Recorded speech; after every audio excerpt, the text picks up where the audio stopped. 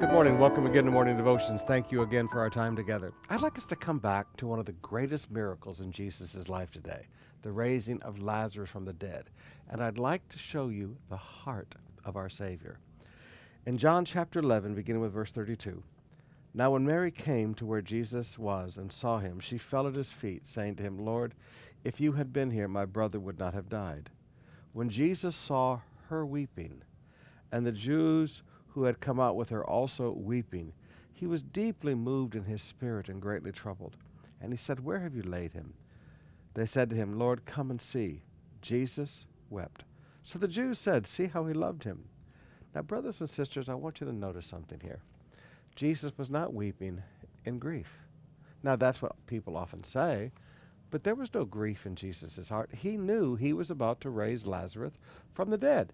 He knew exactly what had been going on since the beginning of this whole event. He said, this whole thing has happened for the glory of God. So the cause of Jesus' tears was not grief, was not sorrow at Lazarus' death. The cause of his pain of heart was he saw the pain in the heart of his friends. He saw Mary and he saw Martha, and he saw the pain that they felt. Now, you're going to have to get a hold of something here about Jesus. The same truth that the leper wanted to know. Jesus, do you feel anything when you look at me? He said, Jesus, if you will, you can make me whole. Now, the word will there means, do you feel anything when you see my pain? And Jesus said, yes. And he reached out and compassion flowed out of him and he touched the leper. You have to understand that your sorrow touches the heart of God. Jesus is not a detached Savior watching us someplace from a distance. Jesus is part of your life.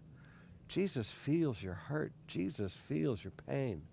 So I want you just to understand here today, the tears of Jesus were not grief, his own personal grief over Lazarus' death. Jesus' tears were the pains of his heart as he saw pain in the heart of his friends. Jesus' heart is touched by your pain.